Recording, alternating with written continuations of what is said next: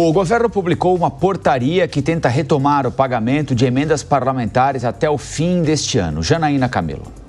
O governo federal publicou nesta terça-feira uma portaria para garantir a execução de emendas parlamentares até o fim do ano, mas respeitando as condições impostas pelo STF para a liberação do dinheiro público. A portaria diz que o pagamento dos valores empenhados neste ano pode ser feito imediatamente, sem a necessidade de que antes o deputado e o senador apresentem um plano de trabalho. Isso vale para as emendas PIX, aquelas que caem direto na caixa dos estados e municípios e que forem destinadas à saúde. Uma das condições impostas pelo ministro Flávio Dino para a retomada das emendas, o que foi referendado pelo plenário do STF, era de que, no caso das emendas PIX, os valores só seriam liberados, inclusive sobre os restos a pagar, após o parlamentar apresentar o plano de trabalho e o executivo aprová-lo. A portaria do governo federal diz que o plano de trabalho poderá ser entregue até o dia 31 de dezembro, mesmo que o valor já tenha sido liberado.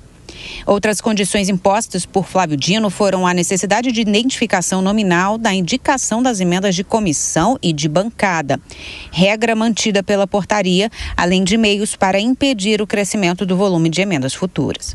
As condições do STF foram criticadas pelos deputados e senadores, já que o acordo inicial era de que as emendas, suspensas desde agosto, seriam liberadas assim que fosse criada uma lei com novas regras para garantir transparência e rastreabilidade no repasse das emendas. O projeto de lei foi aprovado no Congresso e sancionado pelo presidente Lula. Na terça-feira, Flávio Dino negou integralmente um recurso da Advocacia Geral da União pedindo que as regras fossem revistas. A portaria publicada nesta terça-feira foi vista como uma estratégia por parte do Palácio do Planalto às ameaças no Congresso Nacional de dificultar a aprovação de propostas de interesse do governo diante do entrave na liberação de emendas.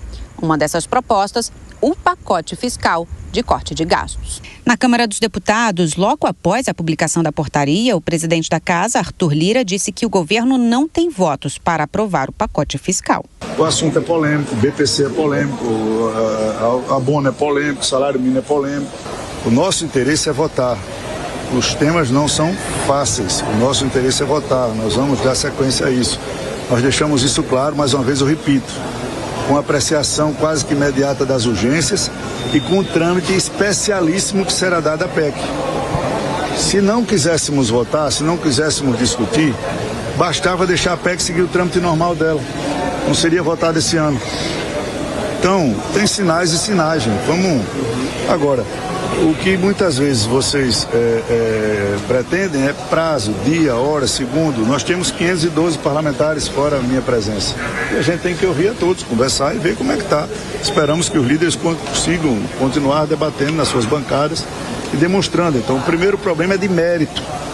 Depois, todo esse contencioso que está havendo, e não é escondido, entre as decisões do Supremo, as votações do Congresso e as decisões do Poder Executivo. Lira disse ainda não ter lido a portaria e citou incoerência entre a lei aprovada no Congresso e as condições do STF para liberar as emendas. O governo, por certo, sabe das dificuldades que tem se comparar a decisão do Dino com a lei aprovada no Congresso Nacional e sancionada pelo presidente da República. É isso que está o problema. Mas, de novo, nós temos uma lei aprovada que não foi declarada inconstitucional, sancionada pelo Executivo, com a decisão que diz um pouco diferente do que foi aprovado. Então, esse é o dilema. A portaria e o parecer. Se não veio para resolver isso, ele não tem valor. Agora, se ele veio para resolver isso, ele resolveu o problema, que é do Congresso, que são de todos os parlamentares, é do Senado Federal, é da Câmara dos Deputados, são dos municípios, são dos prefeitos, são das obras que estão paralisadas, são dos recursos que já pararam de funcionar. Então, é um problema muito mais complexo do que simplesmente essa visão mais pífia. Agora, quem faz certo ou quem faz errado, pague pelo errado que fizer.